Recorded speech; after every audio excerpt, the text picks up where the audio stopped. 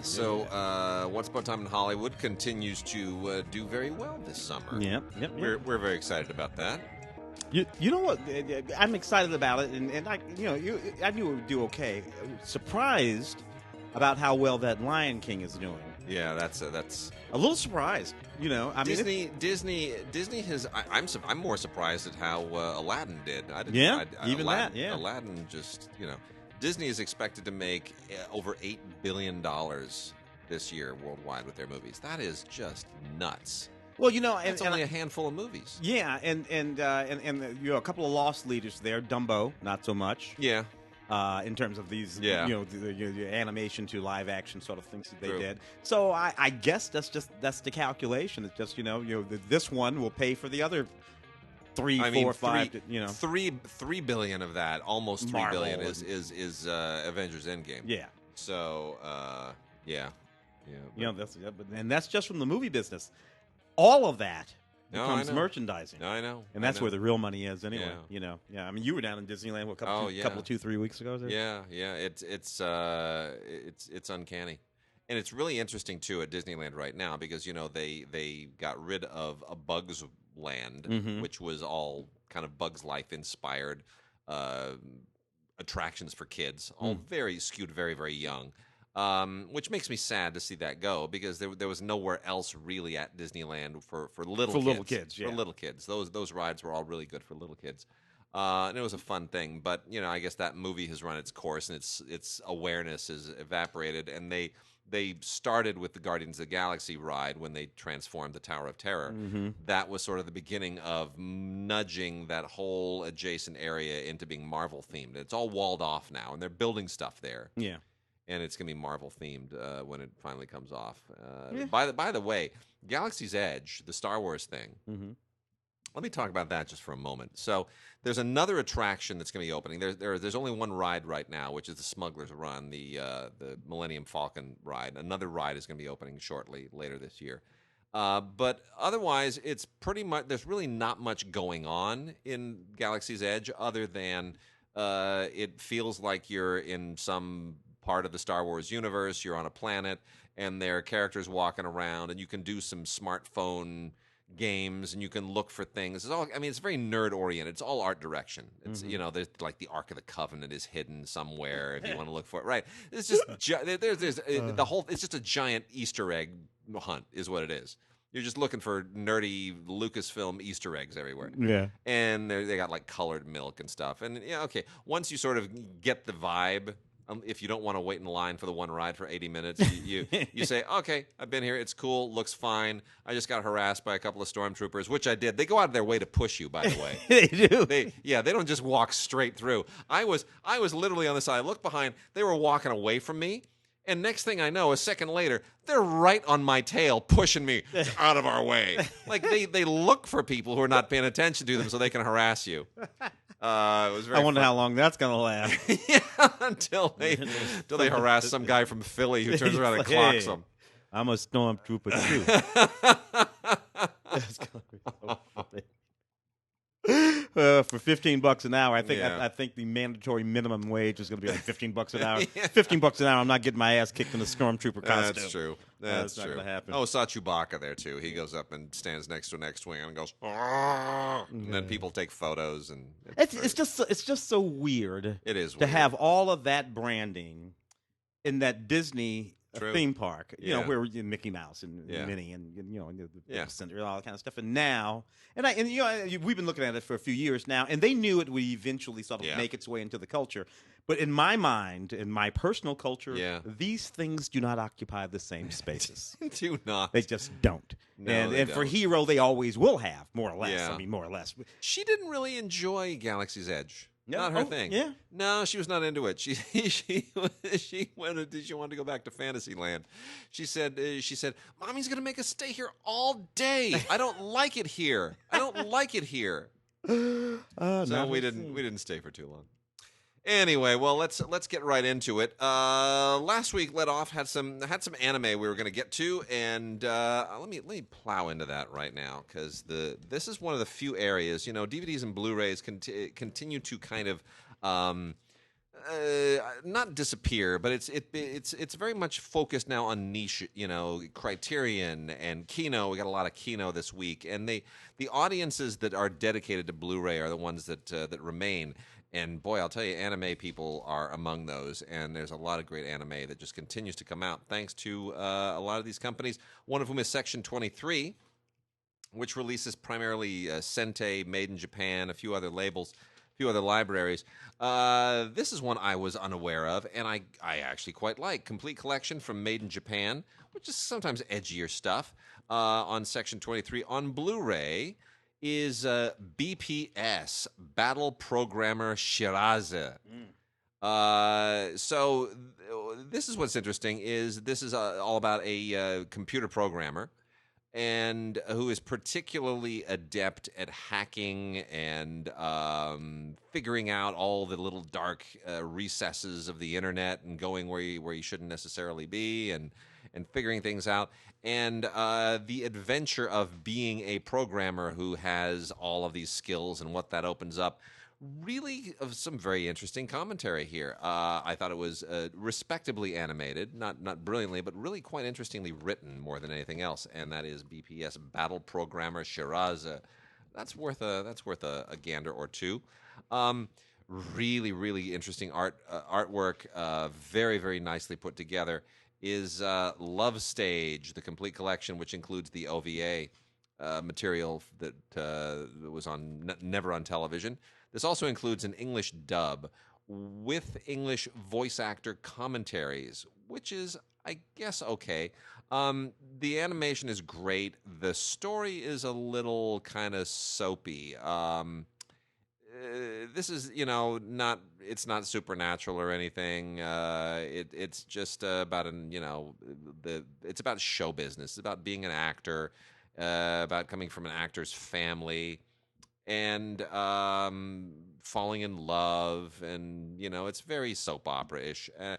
So, as well animated as it is, excuse me, not sure that I really get into the story of it, but it's really the animators for this show take a lot of time to really address details that some anime companies are just kind of gloss over. We've talked about Galaxy Angel A before. The superhero-y girls with the colored hair and the big eyes, and they're cute. It's the Angel Brigade here has officially dissolved, and so it's like how do you get the band back together again? Basically, it's cute. It's sci-fi-ish. The costuming and the artwork is fine. It's kind of fetishistic, but it has a following. That's Galaxy Angel A. In which this is, I guess, a second season. But anyway, then we also got Cutie Honey Universe. That tells you everything. That's like if Galaxy Angel A were more well endowed and were more grown up. Basically, it's like Spice Girls, right? Yeah. It's kind of Spice Girls as go-go dancing superheroes or some such thing. Anyway, these are the girls from St. Chapel Academy. And they are, I'd say I would like to get to know these girls if I were a lot younger. A lot of fun. It's sci-fi-ish. There's a whole android element to this, which has some interesting twists and turns as it goes along. And it's a cool show. Cutie Honey Universe. I give them props just for naming it that. Armored Trooper Votoms. We've talked about this recently, too. This is the with plus OVA. This is collection number 2. One of the more interesting mecha series in recent years. This continues exactly where the previous one left off. Very, very good animation. Some very, very cool mecha designs. We've also got on Sentai, Those Who Hunt Elves. This is about 3 people who are transported to a world where there are only elves and other weird creatures. It's like if you suddenly find yourself in Middle Earth or some kind of thing, and need to try and get back. I compare it maybe a little bit to Land of the Giants, the Irwin Allen thing, right? It has that kind of feel to it a little bit. It's not perfect. It's you know, a little bit risque, a little bit weird, a little bit on the edge. Some of the jokes don't quite pan out. But there's some interesting aspects to it. So it's, you know, for fringy anime, it's one of the better ones I've seen in a while. This is 2 seasons, 24 episodes. Those Who Hunt Elves. And then some Funimation stuff. Funimation always seems to get the really top tier stuff. I'll try to go through this pretty quickly so we can get to some old movies. We've got some old classics, a lot of great classics.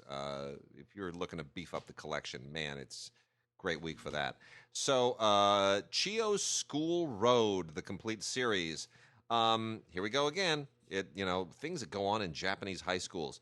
So this, honestly, it's just like, it's amazing. It's always school politics, so much of that. This is all about a girl who is trying to cope with school by being, let's just say she's tough. She's learned tools to cope with the rougher aspects of school that other kids don't have. It's okay. Darling in the Franxx Part 2. This continues to be really, really interesting. Great kind of genre spy thing. It's like I don't even know how to describe this. Darling in the Franxx. It's really cool. It's just super cool. It has a 60s spy vibe mixed with like a monster vibe. It's very, very Japanese. It's really cool. Eden of the East, the complete series box set, part of the Essentials line. Really interesting kind of a thriller premise to Eden of the East. It's all about a character who suddenly finds themselves naked outside the White House and unable to remember anything that led up to that. Oh, I hate it when that happens. Right? Isn't that the worst? And then obviously you gotta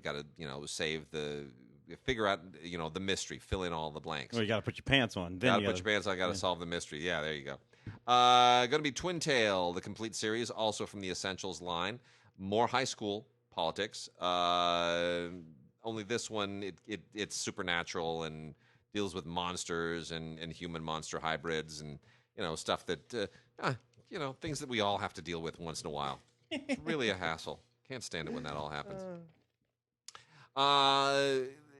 Tokyo Ghoul Ray Part 1. That's Ghoul :RE, Tokyo Ghoul Ray Part 1. One of those interesting titles. Some of the better animation that goes on right now in anime. This is kind of like Agents of S.H.I.E.L.D. stuff. A little bit of Agents of S.H.I.E.L.D. crossed with maybe Men in Black. Has that kind of, it's about people who use supernatural monster powers to basically preserve peace on the earth and defend against whatever might threaten it. Some very interesting animation, good writing. Yurikuma Arashi, the complete series. This is that dumb thing about where people share the world with bears. It's very weird, and it really is. It's very unusual. It doesn't really work for me, but it's popular. It has a following, has kind of a cult following. So knock yourselves out, people. The 2 best titles from Funimation this week are My Hero Academia Season 3 Part 1, the special edition. That is a very, very popular show. Comes with in a really, really cool set, which has, it's a great box set. It's a collector's box set with a 60-page book and some acrylic collectibles in it, a keychain, trading cards.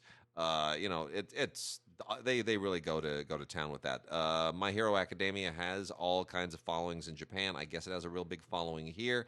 And Rage of Bahamut Genesis, the complete series. That is from the Essentials line.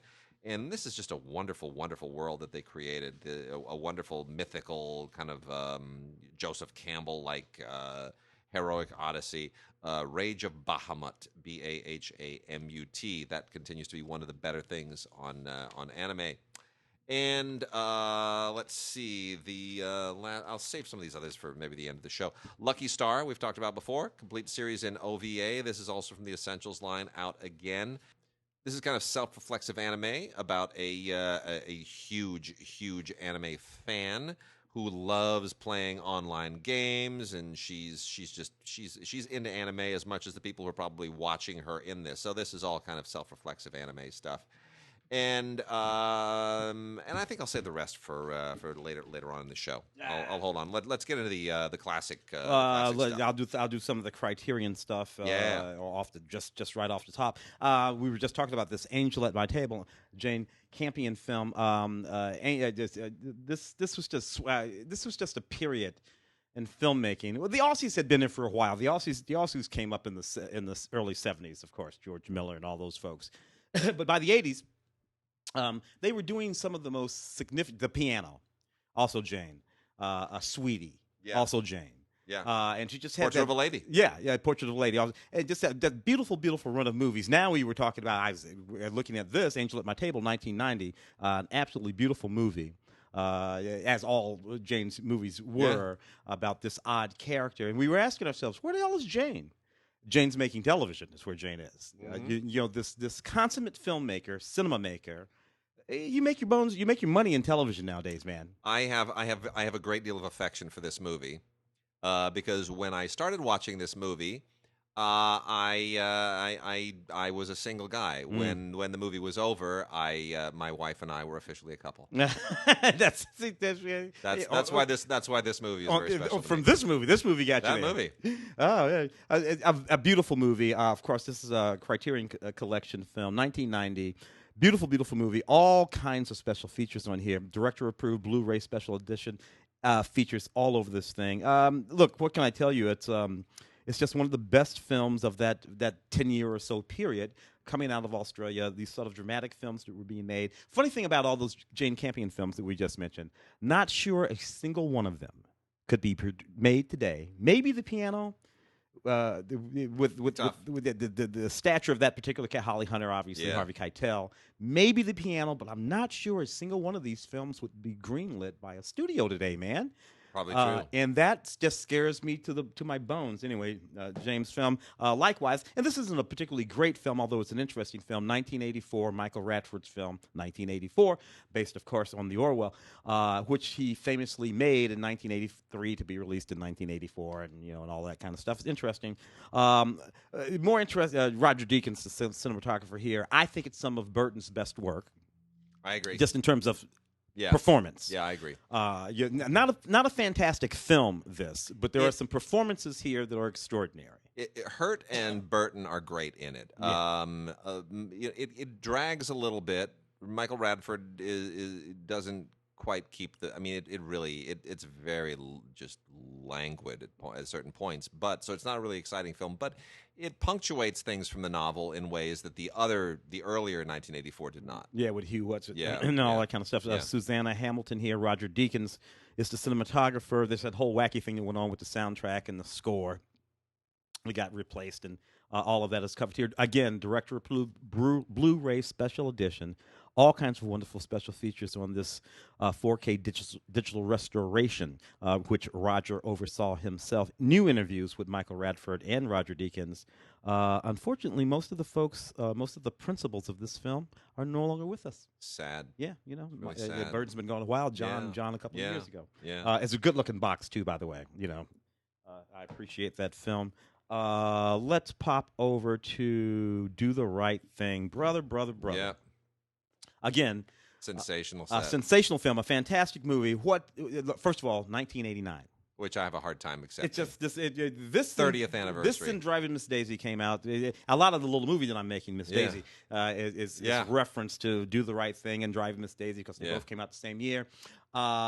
Spike got nominated for what? Writer? Yeah, screenplay. For screenplay for this. Yeah. Driving Miss Daisy got nominated for Best Picture, ultimately won Best Picture. An odd sort of juxtaposition of things. If that film had been released, that gets into some interesting history because there are these years, these pivotal changing of the guard years with the Academy Awards, where you can tell that the demographics of the Academy membership have changed. Yeah. And there are years where it's very clear that that's done, and it's not even necessarily an organic thing. There are moments, and we're in the middle of one right now, where the Academy says, we need to mix it up with the membership. The membership is not, representative of what we think it should be. Of the movie-going public, relatively speaking. Yeah, you want people who represent the cream of the movie-making crop. Yeah. And there have been these times over the years where they suddenly go, there are an awful lot of publicists and executives and people who are voting Academy members who are offsetting the actual filmmakers and members at large, and we need to kind of mix it up. And so Gregory Peck, when he was Academy president in the early 70s, did that. Yeah. And late 60s, early 70s. And the result is you get suddenly movies like, you go from Oliver winning Best Picture to suddenly Midnight Cowboy winning Best Picture. Yeah. That's a big shift. Yeah. And that's because there were different people voting. More people and different kinds of people. And another one of those shifts was when you go from 1990, Dances with Wolves, to 1991, Silence of the Lambs. Silence of the Lambs, yeah. Jonathan Demme. That's a total. Dances with Wolves is a total traditional Oscar movie, just like John Ford Daisy film, was. anything, yeah. By 1991, there's a younger demo. These people are giving Silence of the Lambs Best Picture. Silence of the Lambs would not have won Best Picture in 1989. Yeah, 2 years earlier. And Do the Right Thing, had it been released 2 years later in 91, would have been nominated. Would have at least been nominated and might have won. And might possibly have won. And that's how different that moment was in those 2 years. And it's an interesting thing. So you look at a movie like Do the Right Thing. This movie starred Danny Aiello, Ruby Dee, Ossie Davis, Richard Edson, Giancarlo Esposito. Now, the biggest movie star in this movie is Ossie Davis.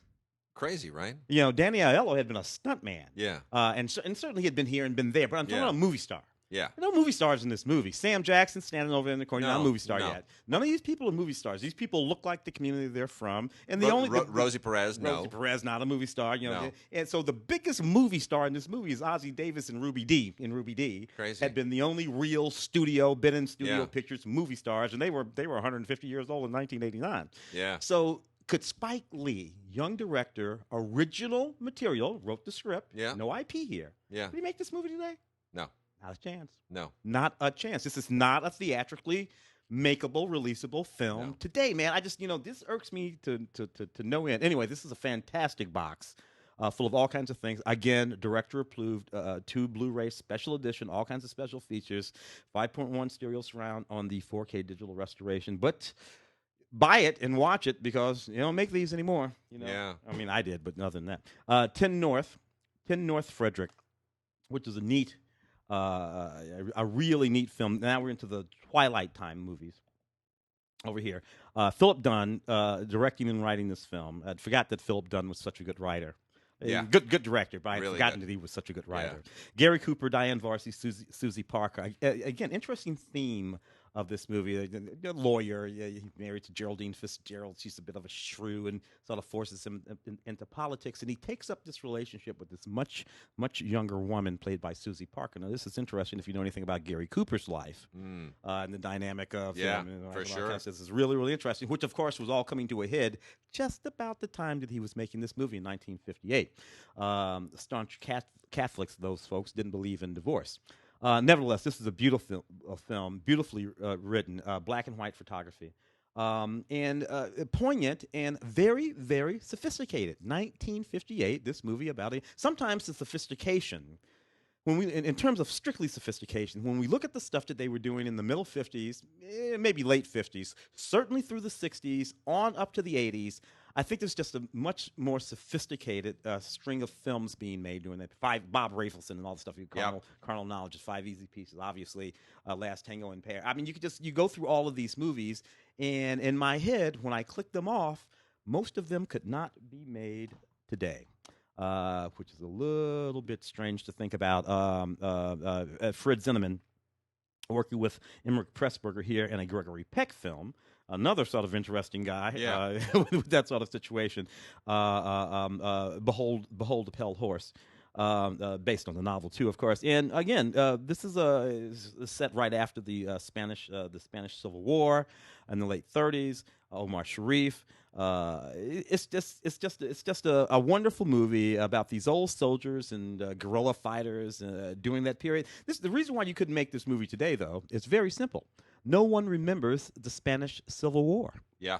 in 1936, 1939, folks. No one even remembers that there was a Spanish Civil War. And most of Europe is shaped the way it's shaped now because of what happened during the Spanish Civil War. Which dovetails with World War II in a really interesting way, too. Yeah. Franco and Hitler had a relationship. Yeah, if this goes the other way, then that's a whole different scene over there, man. But nobody even remembers this. I know. War. Do you remember the chairman? Vaguely. Really vaguely. When that came up, that I was like, oh, now I remember. Yeah, it was set during the Chinese Cultural Revolution. Yeah, that's another movie that kind of disappeared from the map very quickly, and I'm not quite sure why. Yeah, it was the final film between J. Lee Thompson and Peck again here. 1962. It's again a film that is very sophisticated about the politics of the day, really central politics of the day. Can you imagine someone making a film today about the internal politics of, say, the Kim regime in North Korea, and with a movie star and all kinds of closest? I'm trying to think of the last one that came close. Maybe. Denzel did that remake of Manchurian Candidate. Scorsese, and this is now we're going way back. Had Richard Gere in that. Red Corner. Right. That's got to be. That's kind of it. Oh man, it's a weird thing. I hate that this is under the classics, but damn it, I'm just going to deal with it. The Doors, Oliver Stone on 4K. On 4K. I will say this: it doesn't. What you get out of the 4K on this is audio.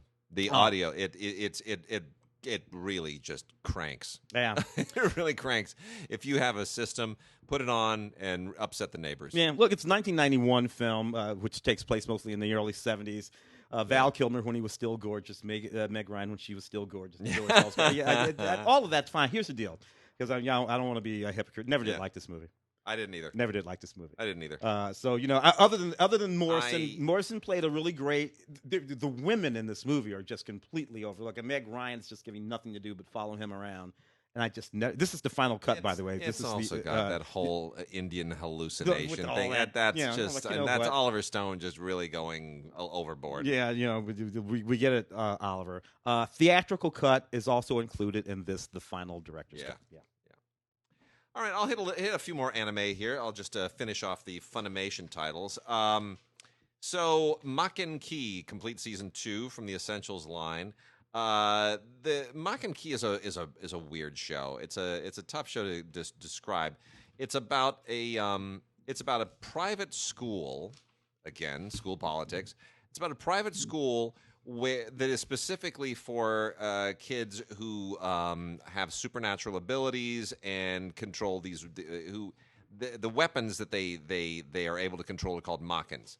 And so it's a little bit of a Harry Potter deal, which a lot of these anime school things are when they introduce the supernatural element. But this one, this gets a little bit darker and kind of has some spy elements, it's kind of sadistic stuff going on that's very anime specific. It's okay, not my favorite of any of these. But here's some other stuff. Here's some other even better stuff. Guilty Crown, the complete series of Guilty Crown, is bonkers. This thing is totally bonkers. So you've got this.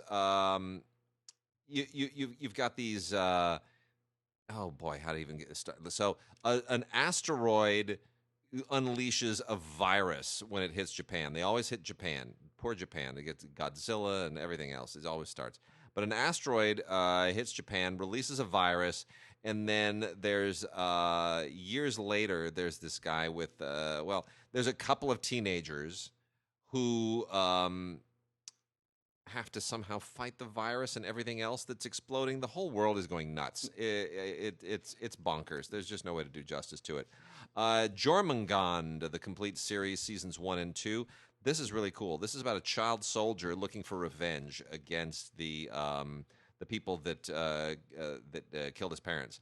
And it deals with international arms trade and the whole child soldier thing. It's actually very, very compelling, very adult, very grown up. This is also from the Essentials line.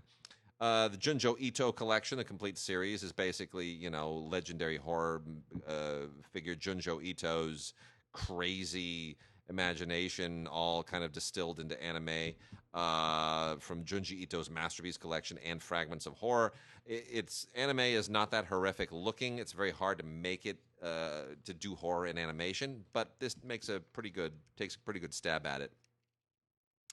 Katana Maidens, Toji no Miko Part 2 continues the story of these two amazing women, the Shrine Maidens, who now have to enter this competition, and which winds up putting them at odds with this giant crime family. And then there's also Kami-sama Kiss Season 2 from the Essentials line. These are those cute kind of spirit creatures that look like women with they're crossed with animals. A little bit convoluted in terms of the world it creates and the adventures that it spins. Doesn't really capture you the way that some of these others do. But for people who like Season 1, there's Season 2. And then the beginning of a really, really interesting series called Kakurio, Bed and Breakfast for Spirits, Season 1, Part 1.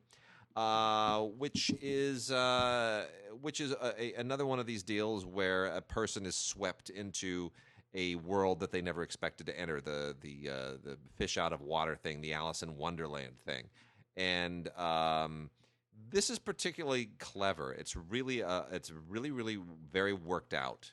And you have to kind of pay attention. I don't pay attention terribly well when these things are on, but I kind of sorted to follow this, and this all centers around a particular bed and breakfast that is central to the paying back of a debt. We'll leave it at that. Yeah. But it's an interesting narrative. It's constructed very cleverly. Kakurio, Bed and Breakfast for Spirits, Season 1, Part 1. I am looking forward to seeing where that goes. I may pay closer attention next time. All right, let's get into the rest of our classics here. I'll knock off a few of these. Yeah, do that. From Studio Canal and from Scream and Scream Factory and whatnot. Lust for a Vampire. These movies are just a lot of fun, relatively speaking. Not that they're particularly good, but they are fun. Lust for a Vampire, 1971 film. This is during that period. This is during that picture. Yeah, a lot of giallo, but a lot of other kinds of films roaming around the sort of psychedelic vampire territory. This particular movie has this guy who performs this sort of black magic ritual, brings back this young, beautiful, blonde vampire, who, of course, immediately enrolls herself into a exclusive school for debutantes. Why? Because she likes to eat hot young chicks. And then in the late 70s, in the late 60s, early 70s, that was a cool thing.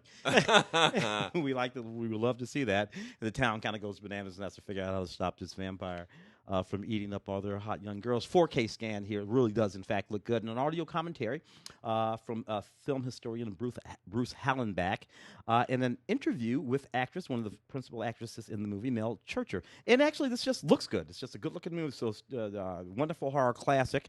Coming out along with, if I'm not mistaken, I can find that box here. Yeah, there it is. Yeah. The Reptile. The dreaded curse of the Orengo Santo turned her into a slithering snake. The makeup, I remember, in this movie being absolutely fantastic. A woman gets turned into a snake, and the makeup was just chilling in this film. This is full of all kinds of wonderful special features as well, and it's presented in two different aspect ratios. The original release aspect ratio was 1:66. It also comes to you, 1:85. It also comes to you in 1:66, with a new audio commentary from a couple of film historians. And, this is just another one of those fun films from that period. So you got Lust for a Vampire and The Reptile there. And then we have the Quatermass films. We have two of the Quatermass films, anyway. I think there were 3 Quatermass films, if I'm not mistaken. Might be. I lose track. But we have Quatermass 2 and Quatermass The Pit here, which I think were adapted from a popular British television series, if I'm not mistaken. And it's Quatermass. I always called it Quatermass. I don't know. I see an R. Yeah, it's not all actually there, but it's Quatermass. And nevertheless, he's this Britain's most famous scientist, and they're digging a new subway tunnel in London, and they run into something. It turns out to be these aliens and this gigantic sort of metal egg. I remember this simply being an absolutely fascinating. This is 1950. I guess the first one was probably about 55. Quartermass 2 is 57. Quartermaster Pit is like 10 years later, like 1967, which is a lot. Then they did a sort of contemporary version in the late 70s that I remember watching too. I enjoyed these films. The narratives were always a whole lot of fun. The stories were by Nigel Neal, and it's just a really, really neat series of films, kind of Doctor Who-y in a particular kind of way, from the Hammer Film Cult Classics series. All kinds of special features, once again, including audio commentaries, 2K scans of restored negatives, good stuff. Quartermass, but it's only 2 of them here. Quartermass 2, and there are 3. I looked it up. There's Quartermass 2, and Quartermass The Pit. Man. All right, going to hit some Kino now, and man, what an amazing month for Kino stuff. Really, seriously. So the first one here is both I have a very personal connection to this, and this is both encouraging and a little bit disappointing. So I will spin the story here. The movie is Grace Quigley from 1985, starring Katharine Hepburn and Nick Nolte. It is a euthanasia story. For those who don't remember this was one of the first attempts at a serious film that the Cannon people did, Yoram Globus and Nachum Golan. And it's a drama, it's a comedy. It's basically about an elderly woman, Grace Quigley, played by Katharine Hepburn, who wants to end her life. And Nick Nolte is the kind of unconventional hitman that she wants to recruit to basically help her do the horrible, ugly deed. And it is quirky, it is unconventional, and it is also an unfortunately poorly put together movie. Yeah. Not because it didn't have potential. Here's the story. This film was written by Martin Zweiback. Martin Zweiback was a very, very dear friend of mine until he passed just 4 years ago. Yeah. And Martin is really quite the remarkable journeyman screenwriter. Started as a staff writer on Kung Fu, wrote some of the highest rated episodes of Kung Fu, made some really great independent films, one of which he directed as well. And the story of Grace Quigley is an extraordinary one. I met Martin at the Cannes Film Festival in 1992. And what Martin was able to get Katharine, got this film made because he threw his script over Katharine Hepburn's fence, and she wound up reading it. I know everybody thinks that never happens. Yeah. It happened at least once. Yeah. And that's exactly how this came together. And they struggled with Anthony Harvey, the director, so greatly. Anthony Harvey was famous for directing The Lion in Winter, which, as you may have gathered, is not a very funny movie. Yeah. So the darker comedic aspects of this story didn't come through. Martin, as a result, took the film back, because he was also producer, and recut it into what Leonard Maltin, in his book, acknowledges is Hollywood's only ever writer's cut. No other film has ever had a writer's cut. That's really interesting. So he took it away from the director and created a writer's cut. And I've seen them both. I've seen them both several times. And I will tell you, Martin's cut is better. It is significantly better. Unfortunately, it is not available on DVD or Blu-ray, which I am going to try and remedy posthumously. I know Martin always wanted it to come out on Blu-ray while he was still alive and didn't live to see it. But it belongs out there. They should both be out there for history's sake, for comparison's sake. So Grace Quigley is out, but the Martin Zweiback writer's cut, known as The Ultimate Solution of Grace Quigley, is not out. Hopefully not too long. Also from Kino, we have the Champagne Murders from Claude Chabrol. I have done a gob of audio commentaries for Claude Chabrol movies on DVD and Blu-ray, and I'm not sad that I didn't do this one, because I wouldn't have known what else to say. You wind up basically saying the same thing over and over for Claude Chabrol movies. They're all cool. They all just kind of do the same thing over and over in very different ways. What's interesting about the Champagne Murders is it has Anthony Perkins in it, and Anthony Perkins is doing this in 1967, coming right off of Psycho, and what great casting it is. It's really, really very clever. It's a fairly complicated thriller, and I won't get into all the ins and outs of it. Just got to know that it is a Claude Chabrol movie in every conceivable way, and it really, really does surprise you several times. Stefano Dran is in it. She's wonderful as always. And check it out, The Champagne Murders, a very, very pretty decent transfer. A bunch of other European titles from Kino this month, one of which is the 1945 film Dead of Night, which is a really unusual Ealing Studios movie that I had never seen before. Has an audio commentary from Tim Lucas that is great and really, really informative. This is a beautiful 4K restoration. The black and whites are tremendous. And there's also a documentary on here called Remembering Dead of Night. In any case, it is. I've always heard about this in various things, so I'd never really watched it. And it is a really, really interesting movie.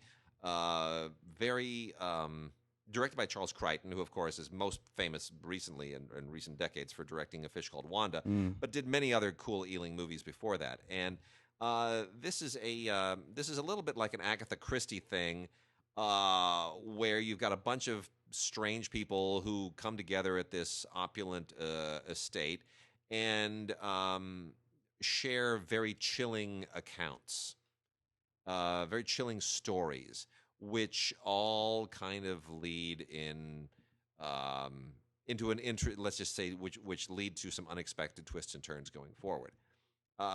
Really a very, very sharp film. This is the complete uncut original UK version. It was named something else in the U.S., the title of which skips me. But what a great cast. Michael Redgrave, Googie Withers, Sally Ann Howes. Really a terrific film. Alphaville. Jean-Luc Godard's Alphaville. I hate this movie. But it is... Look, it was out previously on DVD from Criterion. It's out on Blu-ray now through Kino. It's Godard's attempt at making a science fiction film. I don't get it. Do you get this film? Does this? It's not. I like him Godard better than you, but that's not at the top of my. Look, it's not Raoul Coutard, the legendary French New Wave cinematographer. He shot it. It looks gorgeous. Anna Karina, his then wife, is in it, as she was with everything else he was making at the time. But this whole kind of futuristic, low budget science fiction noir that is clearly not taking place in any kind of a future doesn't make sense. It's lame. But that said, Eddie Constantine, who plays the noirish detective in it, is really very convincing, and I wish he were in a better movie. Gosh, that movie annoys me. It's just so the computer irritates me. The whole thing is just grates on me.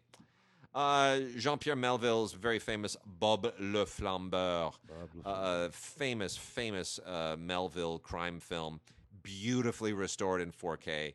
This is just absolutely fantastic. Really, really great gangster film. This is Melville in his prime. Really, really, really killing it. And the just nasty, nasty underworld that he depicts at the time, centered around a heist of the casino at Deauville, is really, really superb. A very, very sharp screenplay and a beautifully made movie. Then we also have another Melville film with Belmondo, Jean-Paul Belmondo, who received our LAFCA Award for Career Achievement some years ago and sat there with a woman on each arm, looking very much like the Belmondo of old. I was going to say, looking like Jean-Paul Belmondo. It was great. This is Léon Morin, Priest, based on a very famous novel by Beatrix Beck. A little bit of an unusual Melville movie. Again, this one is also restored in 4K, and it is the complete original 128-minute director's cut, which has never been released previously here. This has a very, very young Belmondo as a priest who is the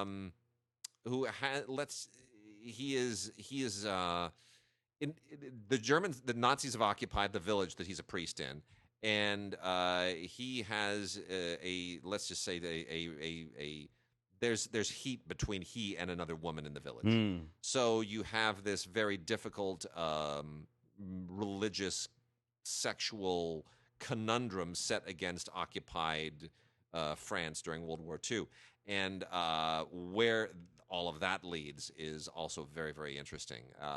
It's a really sharp film. It's unusual territory for Melville, but it's really, really good. And then we get more Belmondo and Melville in Le Doulot, which is one of my favorite all-time Melville movies. Le Doulot is absolutely just superb. This is one of his Belmondo plays one of his best ever characters here. He's just one of the coolest gangsters ever, and you don't really know where his head is. He's like the Hamlet of gangsters, and you're trying to figure him out psychologically through most of this movie. And there's nothing goes right, and there are all kinds of really noirish twists and turns and crisscrossed loyalties, and it never lets go. This thing just grabs you by the jugular, and it never takes you in places you expect. And Belmondo this is kind of the film that established him, not as it really kind of he earned his tough guy bona fides with this one. The last two are movies that are probably a little less well known here, but they're really well known in France. And they're two of these. Belmondo went from making serious movies with Melville to making pretty much just kind of throwaway action movies. He became like the French action star of his day. Like Schwarzenegger was in the 80s. Yeah. One is The Outsider, which is a Jacques Deray film. The other one is Le Professionnel, with directed by George Lautner. Look, both of these are just, it's like Charles Bronson is the better analogy. The movies Charles Bronson made in the 80s. That's what Belmondo started doing in the 1980s. He was like the French Bronson. The only thing that makes The Outsider interesting is that Henry Silva also shows up because they needed a heavy. They needed a heavy from Hollywood. And he was one of the heaviest. He brought the heavy. Yeah. Then, Le Professionnel, he's getting a little more grizzled. He's getting on in age. And it's almost like a Dirty Harry movie, really. This is just, it's just straight up action stuff. Neither of these are particularly great, but if you love Belmondo, you'll love them. So a few more from over here. From Scream Factory, Leopard Man, Jacques Tourneur, but of course the wonderful Val Lewton producing the Invasion of the Body Snatchers and all that. Jacques, the cat people. Leopard Man is one of the first American films to deal with the suggestion of a serial killer, of a thing called a serial killer. Ostensibly, there's this a wild leopard. I think it was obviously it's a leopard that escapes from a zoo in conjunction with this series of murders, and the question becomes who's doing all the actual killing here. Dennis O'Keefe in the film. This was a sharp movie that I rather enjoyed. Just well done. It's kind of kitschy looking, but it actually sort of holds up. New 4K scan here of original material and an audio commentary with the filmmaker historian Constantine Nassar. So that's kind of neat there. The boys, the Kaufman boys, Lloyd Kaufman and Michael Hertz over there at Troma, still doing it. Back in 2010, they released Slime. Did they go back to the late 60s or were they early 70s guys? Poxy Avenger and all those kind of guys. We always talk about Roger Corman and the filmmakers that Roger turned out over the years. I imagine Lloyd didn't. Lloyd didn't really turn out any filmmakers over the years. A lot of folks got a chance to direct for Lloyd, but I can't think of anybody who turned the corner after directing one of these. If I'm wrong, somebody will let me know. Nevertheless, Lloyd and Michael Hertz made a whole lot of these absolutely ridiculously bad movies that people enjoyed for I don't know, whatever it is they brought. Here we have a lot of extras, including an introduction by Lloyd himself and the director and cast audio commentaries, as they always have on his films, and bloopers from Slimed, as well as some deleted scenes. Slimed from 2010. The Universal from the good folks over at Scream Factory, the Universal Horror Collection Volume 2 here, which includes Murders in the Zoo, The Mad Doctor of Market Street, Lionel Atwell in that film, The Strange Case of Dr. X, Lionel Atwell also in that film, and The Mad Ghoul. Look, these films are all fun, sort of kitschy horror films from the early 30s through the 40s. Through about 1943 there. The Mad Ghoul was 1943.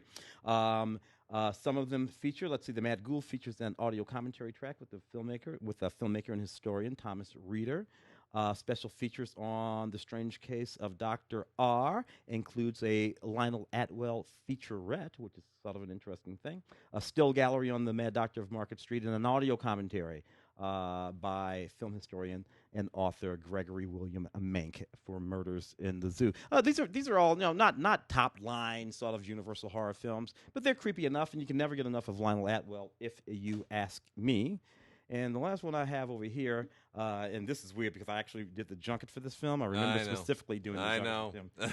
Turbo, a Power Rangers movie, 1997. It's just a really terrible Power Rangers movie from the folks over at Saban.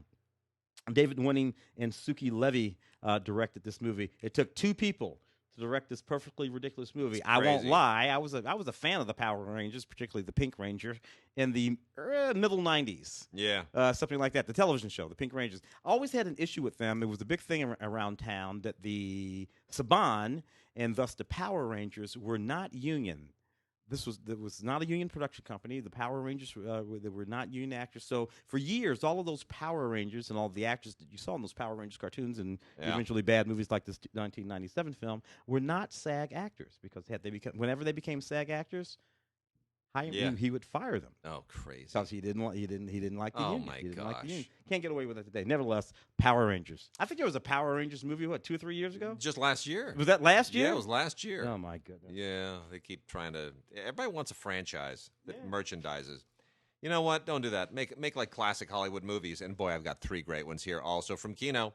The first one is from 1934. Death Takes a Holiday. This is based on a play by Alberto Casella at the time, and as many early talkies were based on plays. They wanted, because it had dialogue. The dialogue was already written. Mm-hmm. We don't want to write a new movie. It was a successful play. Movies can talk. It's easy marketing. That's how they franchised things back then with their IP. Frederick March basically plays the Grim Reaper, who has decided he wants to know what it's like to be a person and takes a 3-day holiday to become a mortal person and experience what life has to offer, the thing that he takes away from people. What is that all about? Yeah.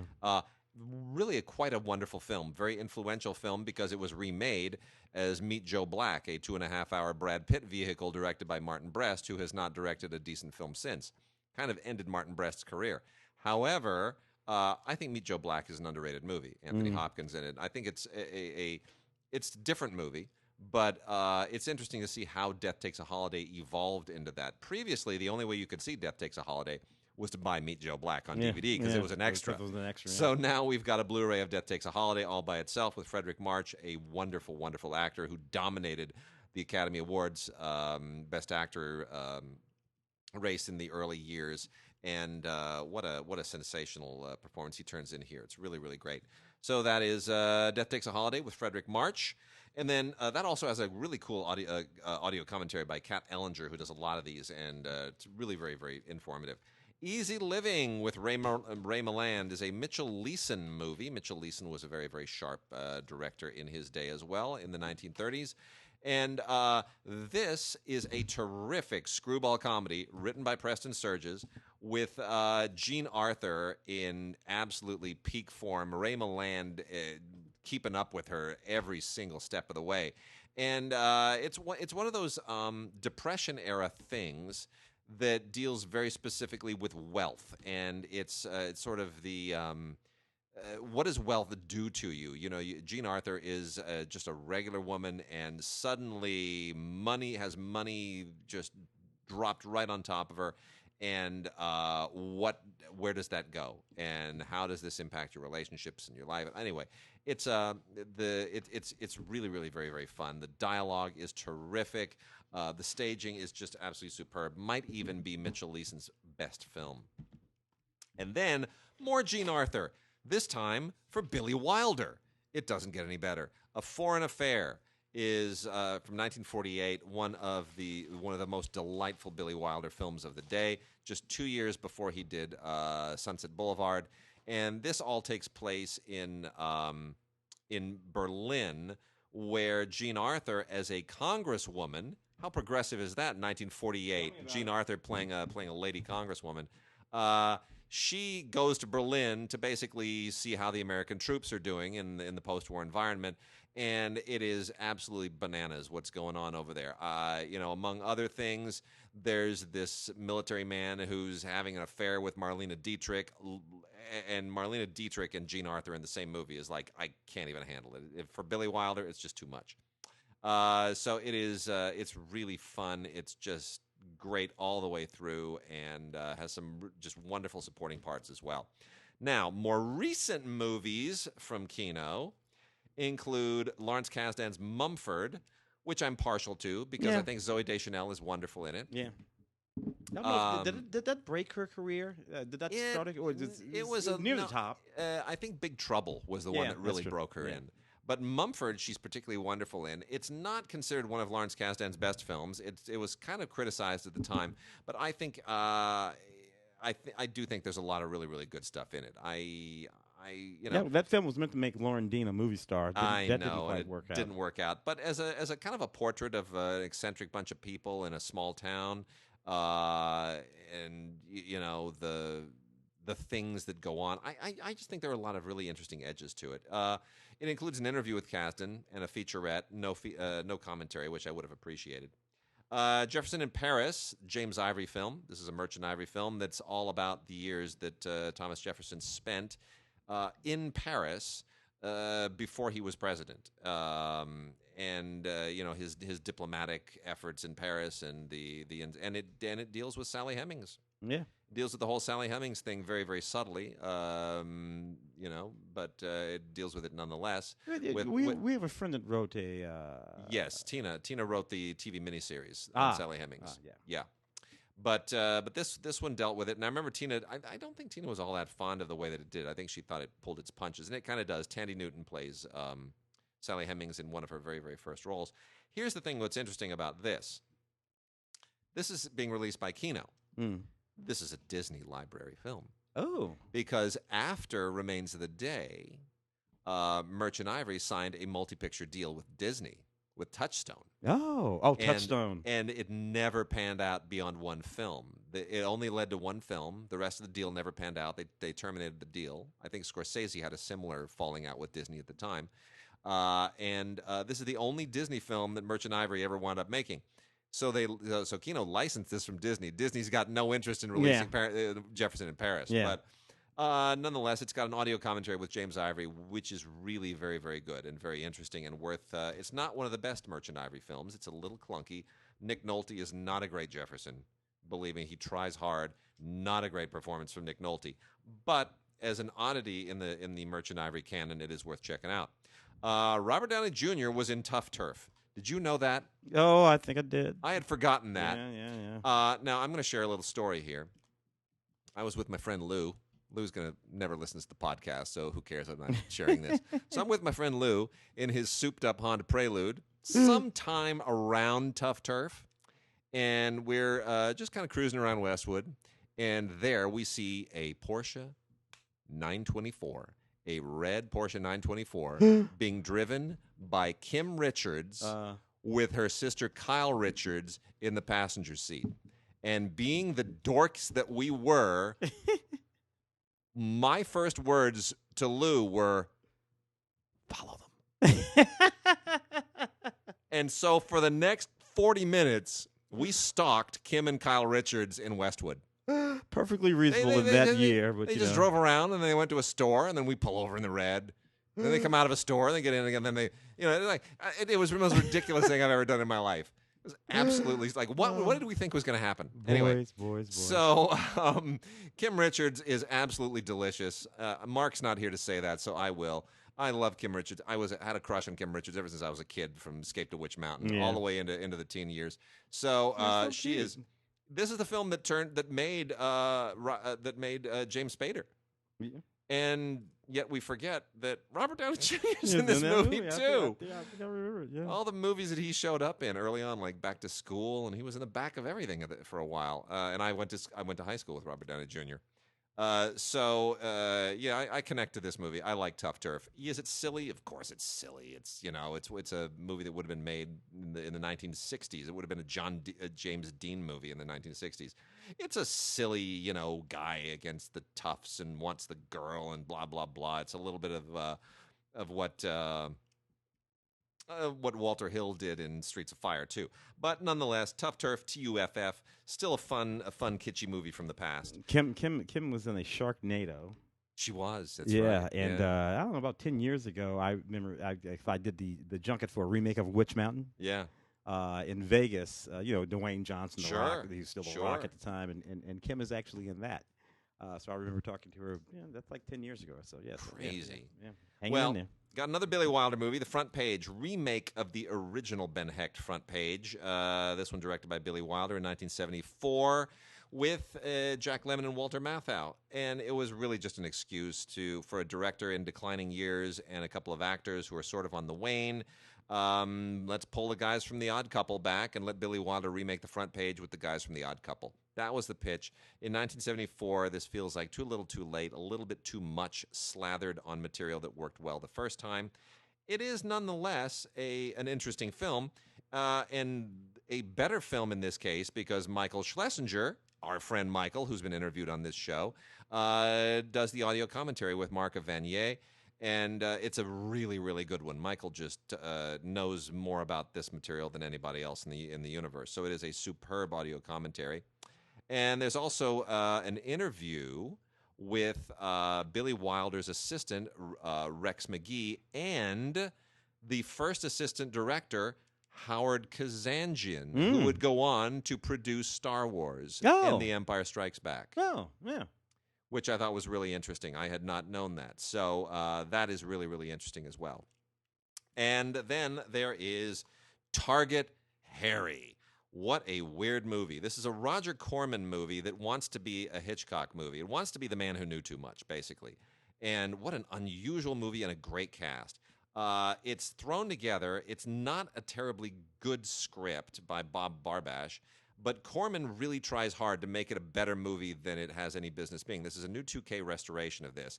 And basically, Vic Morrow is a pilot who winds up falling in, like in Hitchcockian style, into a whole kind of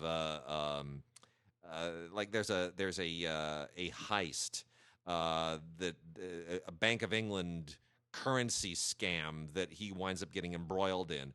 And everybody's after him, and the mob and the police, and it's got some great locations here. But what's really interesting is that in addition to Vic Morrow playing this guy, and he's a little bit miscast, the rest of the cast is amazing. Suzanne Plachette basically plays the femme fatale, terrific. Love Suzanne Plachette, especially when she's not in a sitcom. Cesar Romero shows up in this thing. Stanley Holloway from My Fair Lady shows up in this thing. Michael Ansara, Charlotte Rampling. Michael Ansara at the time was married to Jeannie, let's remember, and he was showing up on Star Trek playing Klingons. And you know who edited this?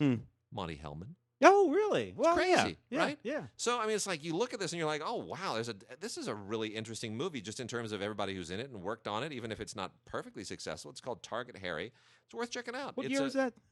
That is 1969, baby. 69, okay. 69, the year that Once Upon a Time in Hollywood takes place.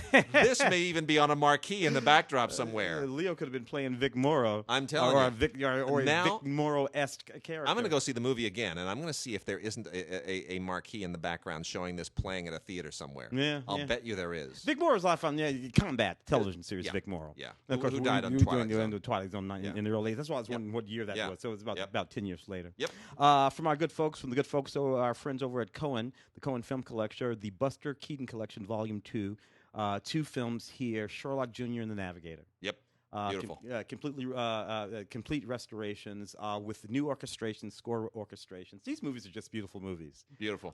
Buster with that deadpan face is just wonderful. Some of the most extravagant pratfalls and stunts laid out, meticulously laid out, almost Jackie Chan style. I think Jackie credits Buster with a good deal of that early work that he used to do, as a matter of fact. And lots and lots and lots of special features here. 1924 comedies, both released the same year.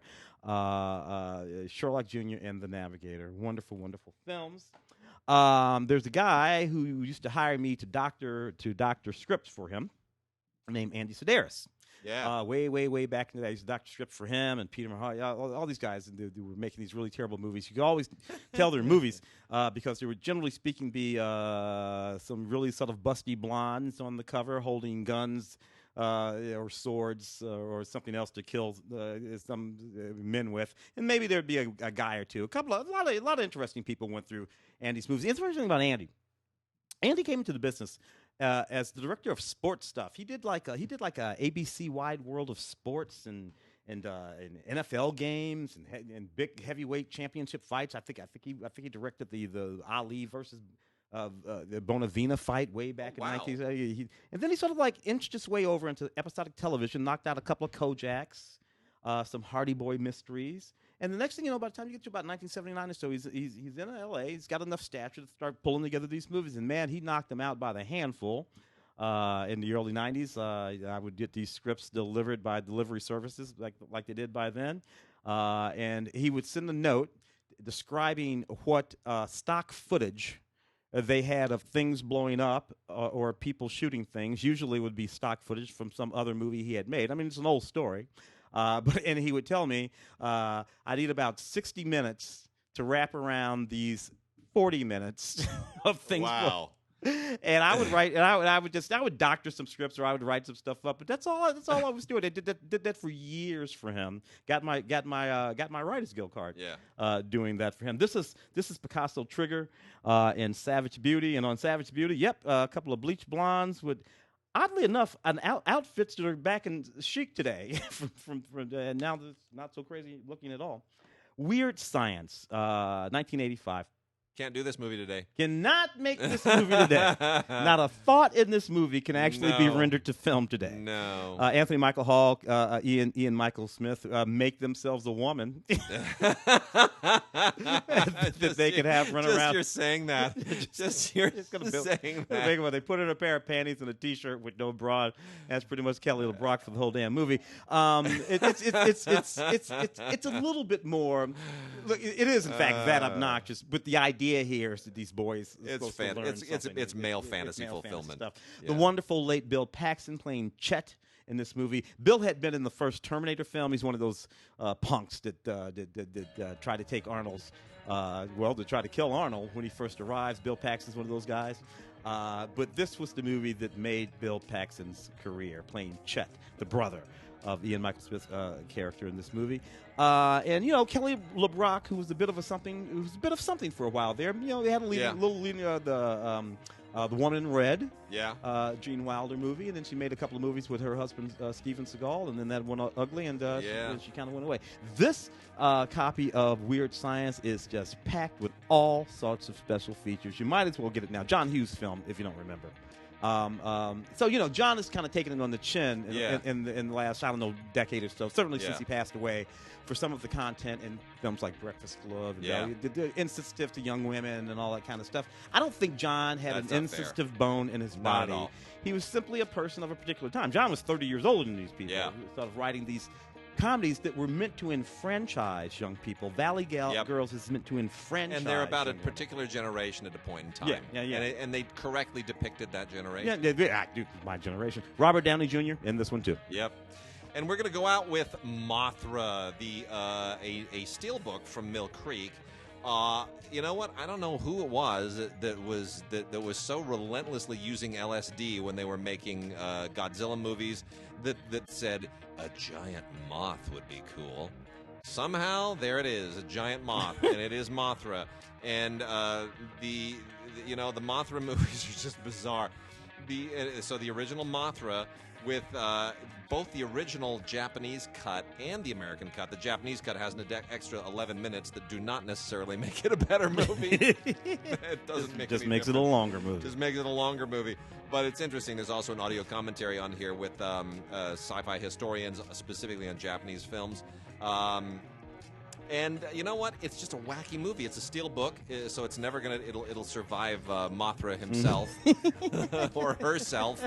I don't think I know the gender of Mothra. But wow, what a wild trip it is, and especially with Criterion once again announcing that the entire original run of Godzilla movies will constitute number 1,000 in the Criterion line, and that was quite an announcement. So.